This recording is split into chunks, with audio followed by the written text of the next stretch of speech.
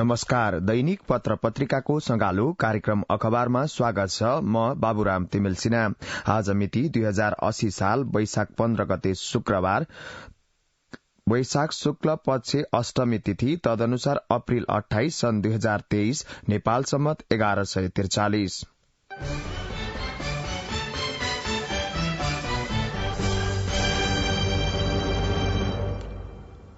कार्यक्रम अखबारमा आज हामी सबैभन्दा पहिला गोरखापत्र राष्ट्रिय दैनिकले प्रकाशित गरेको समाचारलाई लिँदैछौं। भूमिको समस्या समाधान सम्भव शीर्षक रहेको छ। प्रधानमन्त्री पुष्पकमल दाहाल प्रचण्डले भूमि व्यवस्थाको दीर्घकालीन समाधान आवश्यक रहेको बताउनु भएको छ। राष्ट्रिय भूमि आयोगका पदाधिकारीसँग बिहिबार प्रधानमन्त्री निवास बालुवाटारमा भएको भेटमा भूमिको समस्या प्याकेजमा समाधान सम्भव भएको बताउनुभयो। भूमि सम्बन्धी समस्या समाधानका निम्ति सरकार गम्भीर रहेकाले सोही बमोजिम कार्य सम्पादन गर्न आयोगलाई निर्देशन दिँदै प्रधानमन्त्री प्रचण्डले भन्नुभयो, भूमि व्यवस्थाको दीर्घकालीन समाधान आवश्यक छ। मन्त्री परिषदको बैठकबाट भूमि सम्बन्धी केही क्रान्तिकारी निर्णय लिने सोच बनाएको छु। पटक पटक उही समस्या बल्झिएर भूमि सम्बन्धी समस्या भूमरीमा पर्नु हुँदैन। भूमिको समस्या समाधान सम्भव शीर्षकमा आजको गोरखापत्र दैनिकले अग्र पृष्ठमा समाचार प्रकाशित गरेको छ।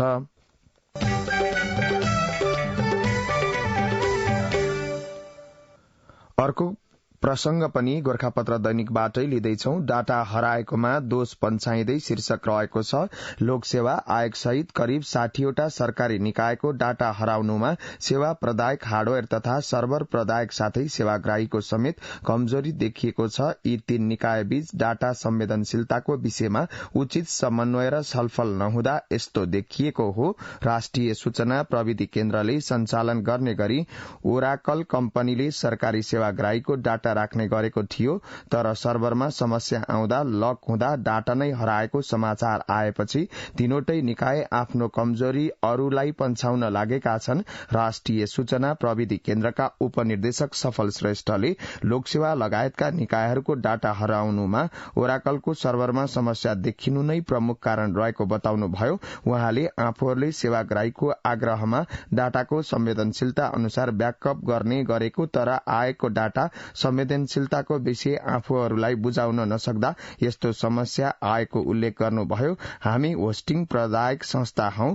आयोगबाट यस अघि डाटा ब्याकअपका रूपमा माग भएन। अर्को कुरा, हामीसँग ब्याकअप गर्न पूर्वाधार नै भएन। यसमा हाम्रो पनि कमजोरी भएको छ, उहाँले भन्नुभयो। उहाँले थप्नुभयो, सधैँ हामीलाई हेटौडामा मिरर सर्भर छ, त्यहाँ किन ब्याकअप भएन भनेर प्रश्न गरिन्छ, तर त्यहाँ कोरियाली सरकारले भवन मात्र बनाइदिएको हो, उपकरण दिएको होइन। हामीले प्रत्येक वर्ष अलि गरेर उपकरण थप्दै साना सर्भर र वेबसाइटको ब्याकअप गर्न थालेका छौं। डाटा हराएकोमा दोष पन्छाइँदै शीर्षकमा आजको गोरखापत्र दैनिकले अग्र पृष्ठमा छापेको प्रमुख समाचार हो यो।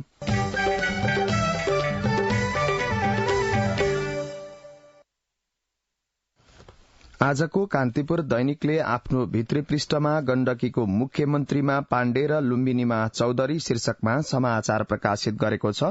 गण्डकी प्रदेशमा सुरेन्द्र राज पाण्डे र लुम्बिनीमा डिल्लीबहादुर चौधरी बिहिबार मुख्यमन्त्री नियुक्त हुनु भएको छ। कांग्रेस संसदीय दलका नेता रहनुभएका पाण्डे र चौधरी संविधानको धारा 128(2) अनुसार अन्य दलको समेत समर्थनमा मुख्यमन्त्री बन्नु भएको हो। गण्डकी र लुम्बिनीमा सत्ता साझेदार दल कांग्रेस र माओवादी बीच आलो पालो सरकारको नेतृत्व लिने सहमति अनुसार पहिले कांग्रेसलाई मुख्यमन्त्री दिएको हो। पाण्डेले मुख्यमन्त्रीका लागि बिहिबार कांग्रेसका 27, माओवादीका 7 र स्वतन्त्र एकीकृत समाजवादी प्रवेश गरेका गरी 35 सांसदको हस्ताक्षर सहित दावी पेश गर्नु भएको थियो। लुम्बिनीमा भने चौधरीले कांग्रेसका 27, माओवादीका 10, नागरिक उन्मुक्ति पार्टीका 4, जसपा, लोसपा र जनमतका 3, जनमोर्चा, एकीकृत समाजवादी र स्वतन्त्रका 1 जना सहित 53 जनाको समर्थन सहित मुख्यमन्त्रीमा दावी पेश गर्नु भएको हो। गण्डकीको मुख्यमन्त्रीमा पाण्डे, लुम्बिनीमा चौधरी शीर्षकमा कान्तिपुर दैनिकले खबर प्रकाशित गरेको छ।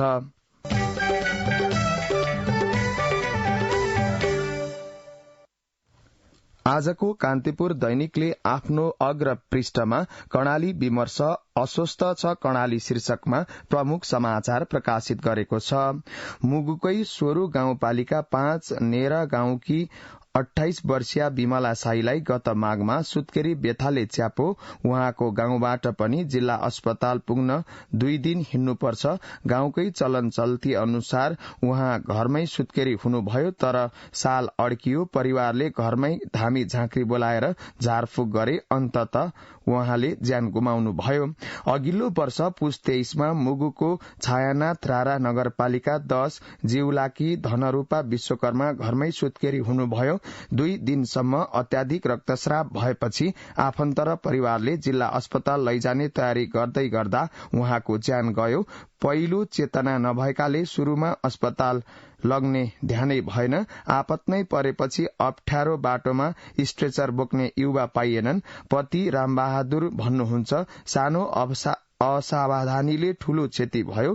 कर्णालीमा समयमै उपचार नपाएर पछिल्लो 9 वर्षमा 172 सुत्केरीको अकालमै मृत्यु भएको छ। कर्णाली प्रदेश स्वास्थ्य सेवा निर्देशनालयका अनुसार सबैभन्दा बढ़ी 2070-71 मा 33, 2078-79 मा 17 जनाले ज्यान गुमाएका छन्। कर्णाली विमर्श अस्वस्थ छ कर्णाली शीर्षकमा आजको कान्तिपुर दैनिकले अग्र पृष्ठमा प्रकाशित गरेको समाचार हो। यो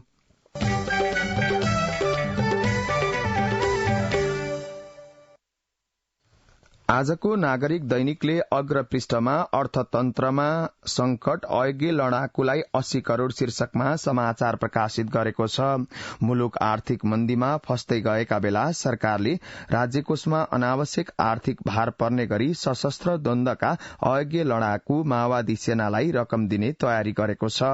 राज्यकोषमा 80 करोड़ भन्दा बढ़ी रकम आर्थिक भार थपिने गरी सरकारले अयोग्य लडाकुलाई रकम वितरणको तयारी थालेको छ। गत चैत 6 गते बसेको मन्त्री परिषद बैठकले अयोग्य लडाकुलाई रकम वितरण गर्ने निर्णय गरेको थियो। सोही निर्णय अनुसार गृह मन्त्रालयले सशस्त्र द्वन्द्वका अयोग्य लडाकुलाई राहत उपलब्ध गराउने सम्बन्धी कार्यविधि 2079 तयार पारी जारी समेत गरिसकेको छ। अर्थतन्त्र संकटमा अयोग्य लडाकुलाई 80 करोड़ शीर्षकमा आजको नागरिक दैनिकले अग्र पृष्ठमा खबर प्रकाशित गरेको छ।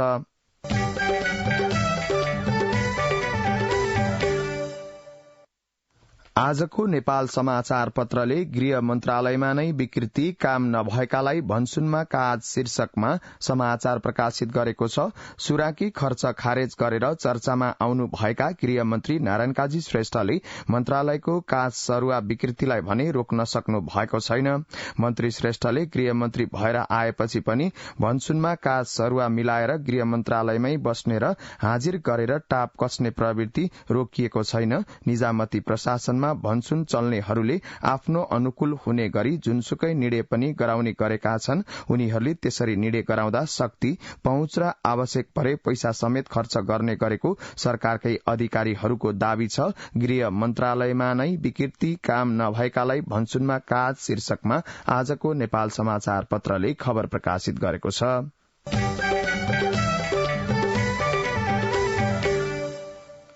5 वर्षमा प्रदेशहरूको बेरुजु 28 अर्ब, नियम विपरीत कर्मचारी तथा पदाधिकारीलाई सेवा सुविधा, अनावश्यक सवारी साधन खरिद तथा इन्धन र मर्मत, निर्माण गरिएका भौतिक संरचनाको उपयोग नगर्ने, मापदण्ड विपरीत अनुदान बाँड्ने, सम्झौता भन्दा बढ़ी भुक्तानी दिने लगायतका आर्थिक व्यथिति सबै प्रदेशका साझा समस्या शीर्षकमा आजको नयाँ पत्रिका दैनिकले अग्र पृष्ठमा प्रमुख समाचार प्रकाशित गरेको छ। कोशी प्रदेशलाई हामीले सबैभन्दा पहिला लिँदैछौ। 4 वर्षमा 1 अर्ब 6 करोड़को सवारी साधन खरिद। गत वर्ष मात्रै इन्धनमा पदाधिकारीलाई 1 करोड़ 37 लाख 86 हजार र कार्यालय प्रयोजनमा 9 करोड़ 28 लाख खर्च, सवारी साधन मर्मतमा 9 करोड़ 96 लाख खर्च, करारका कर्मचारीको खर्च 26 करोड़। त्यसैगरी मध्य प्रदेशको प्रसंग नयाँ पत्रिकामा उल्लेख छ। कानूनी व्यवस्था नै नगरी मन्त्री परिषदको निर्णयकै आधारमा 13 सचिवलाई 37 लाख 76 हजार अतिरिक्त भुक्तानी, संघीय कार्यालयको भवन निर्माण र सामग्री खरिदमा झण्डै 4 करोड़ खर्च। आम संचार प्राधिकरण, चलचित्र बोर्ड र मीडिया काउन्सिललाई 1-1 करोड़ अनुदान, तर संस्थाहरूले उद्देश्य अनुसार खर्च नगर्दा 4 करोड़ 32 लाख 36 हजार खातामै मौजात। त्यसैगरी बागमती प्रदेशको प्रसंगलाई कार्यक्रम अखबारमा जोड्दैछौ। एकै प्रकृतिका कार्यक्रममा फरक प्रतिशत तोकेर निजी क्षेत्रलाई अनुदान दिएको, कार्यविधिमा बढ़ीमा भन्ने व्यवस्था राखेर स्वविवेकीय निर्णयमा अनुदान तोकेको। त्यसैगरी गण्डकी प्रदेश सरकारको विषयमा पनि यहाँ उल्लेख गरिएको छ। गण्डकी प्रदेश सरकारले गत वर्ष मात्रै विभिन्न सहायता शीर्षक दिएर व्यक्तिगत तर्फ 408 जनालाई 1 करोड़ 37 लाख तथा संस्थागत तर्फ 91 जनालाई 1 करोड़ 6 लाख 72 हजार गरी 2 करोड़ 43 लाख 72 हजार वितरण गरेको पाइएको छ। महालेखाले यस्तो खर्च नियन्त्रण गर्न भनेको छ। त्यसैगरी लुम्बिनी प्रदेशको प्रसंग रहेको छ। प्रदेश निजामती सेवा ऐन नबन्दै कर्मचारीको आन्तरिक पर्यटन काज कार्यक्रम कार्यविधि बनाएर भ्रमण खर्च वितरण। 13 मन्त्रालय र 6 निकायका 447 कर्मचारीलाई पर्यटन कागज खर्च बापत 1 करोड़ 52 लाख भुक्तानी। त्यसैगरी कर्णाली प्रदेशको प्रसंग पनि यहाँ उल्लेख छ। दैलेखको प्राकृतिक स्रोत व्यवस्थापन कलेजका लागि बस खरिद गर्न प्रदेशको आर्थिक मामिला मन्त्रालयबाट दुल्लु नगरपालिकालाई 49 लाख 10 हजार निकासा, तर पछाडिको भागको तलपट्टि कुचिएको ढोकाको हाइड्रोलिक बिग्रिएको बस इन्जिनियरबाट स्पेसिफिकेशन अनुसार ठिक रहेको भनी प्रमाणित गरेर भुक्तानी। त्यसैगरी सुदूरपश्चिम प्रदेशको प्रसंग रहेको छ। नियमित कामका लागि प्रदेश सभाका पदाधिकारी र कर्मचारी 1 वर्षमै बुझे 30 लाख 41 हजार भत्ता। महालेखाले यसलाई गलत ठहर गर्दै सुधार्न भनेको छ। 5 वर्षमा प्रदेशहरूको बेरुजु 28 अर्ब शीर्षकमा आजको नयाँ पत्रिका दैनिकले प्रमुख समाचार अग्रपृष्ठमा प्रकाशित गरेको छ।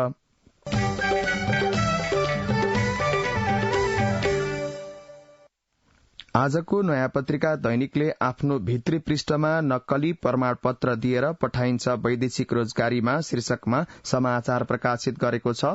भर्खरै 20 लागेका जनकपुरका रामदासको हातमा कुनै सिप छैन, तर उहाँ वैदेशिक रोजगारीका लागि मलेसिया उड्नु भएको छ। त्रिभुवन विमानस्थलमा भेट्नु भएका रामले मलेसिया स्थित एक ग्लोबल कम्पनीमा रोजगारीका लागि जान लागेको बताउनुभयो। पहिलो पटक विदेश जान लागेका रामदासले वैदेशिक रोजगार बोर्डले तयार पारेको अभिमुखीकरण तालिमका विषयमा जानकारी नै नभएको बताउनुभयो। मलेसिया जानका लागि उहाँले म्यानपावर कम्पनीलाई 3 लाख 20 हजार रुपियाँ बुझाएको बताउनुभयो। त्यस्तै झापाका 32 वर्षीय तेज प्रसाद कार्की वैदेशिक रोजगारीका लागि कतार उड्नुभयो।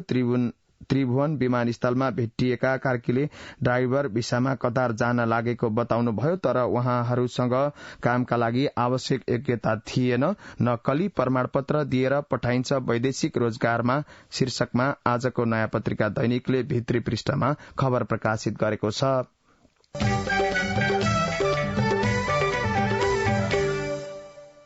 कार्यक्रम अखबारमा अब केही बेर विज्ञापन र सन्देश। सुरेश, के छ खबर? कहाँ छौ? मेरो सब ठिक छ यार, अफिसमा छु। अनि घर तयार भयो तिम्रो? घर त तयार भयो यार। अब घरमा इन्टरनेट, टेलिभिजन लाइन अनि टेलिफोन नम्बर पनि लिनु थियो। अब तिमी नै छौ यहाँ नेपालमा पाइने सुविधाको बारेमा जानकार भएको। म त 15 वर्ष भयो यार देशबाट टाढा भएको। सजेस्ट गर न यार, कुन राम्रो होला? इन्टरनेट, टेलिभिजन लाइन र टेलिफोन सेवाका लागि हो भने आँखा चिम्लेर नेपाल टेलिकमको fibre to the home FTTH सेवा लिहाल। तिमीलाई चाहिएको सबै सुविधा नेपाल टेलिकममा पाउँछौ। ढुक्क भएर लिँदा हुन्छ। ल, गजब भएछ। मलाई चाहिएको सबै सुविधा एउटै फाइबरबाट पाउने भएपछि थ्याङ्क यू यार। थ्याङ्क यू मलाई भन्दा नेपाल टेलिकमलाई भन, जनतालाई निरन्तर सेवा दिँदै आएको छ। नेपाल टेलिकम, राष्ट्रको सञ्चार। अब पत्र पत्रिकामा भएका प्रसंग छोटकरीमा आजको अन्नपूर्ण पोस्ट दैनिकले भासिँदै भूमिगत पानी काठमाडौँमा चरम संकट सनिकट शीर्षकमा खबर प्रकाशित गरेको छ। काठमाडौँ उपत्यकामा जथाभावी पानी तान्ने प्रवृत्तिले यसको भण्डारण सुक्दै गएको छ।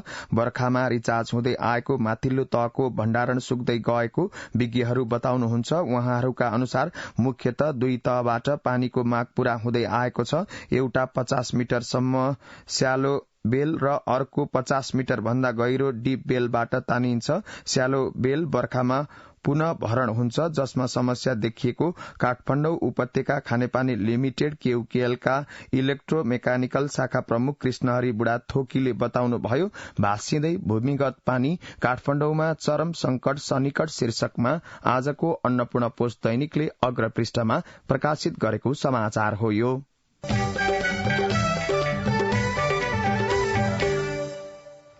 आजको अन्नपूर्ण पोस्ट दैनिकले आफ्नो भित्री पृष्ठमा कानून परिमार्जन गर्दै राष्ट्र बैंक शीर्षकमा खबर प्रकाशित गरेको छ।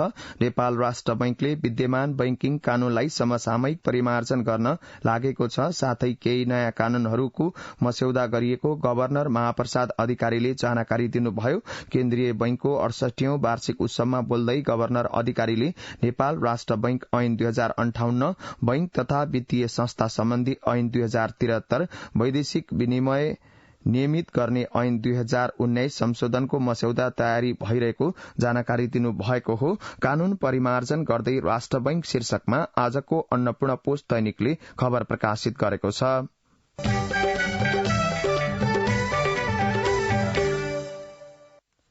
अर्थतन्त्रको समस्या समाधान गर्ने अर्थमन्त्रीको प्रतिबद्धता, यो नागरिकको शीर्षक हो। अर्थमन्त्री प्रकाश शरण महतले अर्थतन्त्रमा देखिएको समस्या समाधान गर्ने प्रतिबद्धता व्यक्त गर्नु भएको छ। राजस्व परामर्श समितिको आयोजना तथा उद्योग संगठन मोरङ र मोरङ व्यापार संघको सहकार्यमा बिहिबार विराटनगरमा आयोजित अन्तर्क्रिया कार्यक्रममा अर्थमन्त्री महतले अर्थतन्त्रमा देखिएका समस्या समाधान गर्ने प्रतिबद्धता व्यक्त गर्नु भएको हो। अर्थतन्त्रको समस्या समाधान गर्ने अर्थमन्त्रीको प्रतिबद्धता शीर्षकमा नागरिकले खबर प्रकाशित गरेको छ।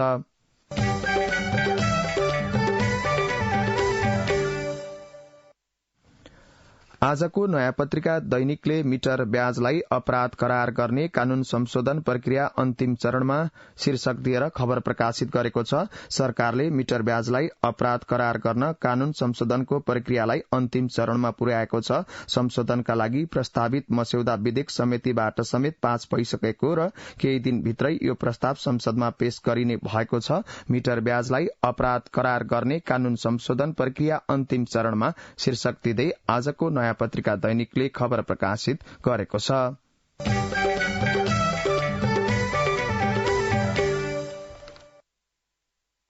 मापदण्ड विपरीतको आयल स्टोरमा सिलबन्दी गोरखापत्रको भित्री पृष्ठमा रहेको समाचार हो। यो काठमाडौँ महानगरपालिकाले बालाजो स्थित कोधुकु आयल स्टोर सिलबन्दी गरेको छ। महानगर प्रहरी बलका प्रमुख राजुनाथ पाण्डेले नेपाल आयल निगमले तोकेको मापदण्ड विपरीत बिक्री वितरण गर्दै आएको पाइएकाले महानगरले प्रमुख स्तरीय निर्णयबाट बिहिबार सो आयल स्टोरमा सिलबन्दी गरिएको जानकारी दिनुभयो। मापदण्ड विपरीतको आयल स्टोरमा सिलबन्दी शीर्षकमा गोरखापत्र दैनिकले समाचार प्रकाशित गरेको छ।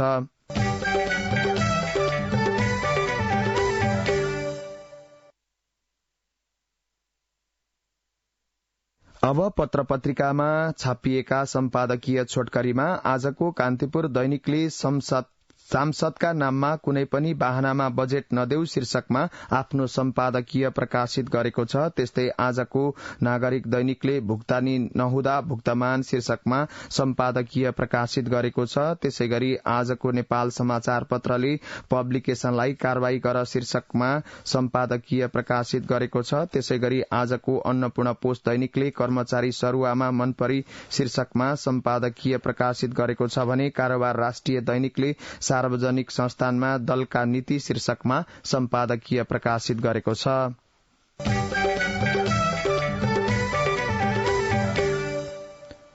पत्र-पत्रिकामा प्रकाशित यिनै प्रसंगहरूसँगै कार्यक्रम अखबारको निर्धारित समय सकिसकेको छ। प्रविधिमा साथ दिनुहुने राजु थापालाई धन्यवाद। यसपछि कार्यक्रम अन्तर्संवाद सुन्न सक्नुहुनेछ। हवस् त, नमस्कार।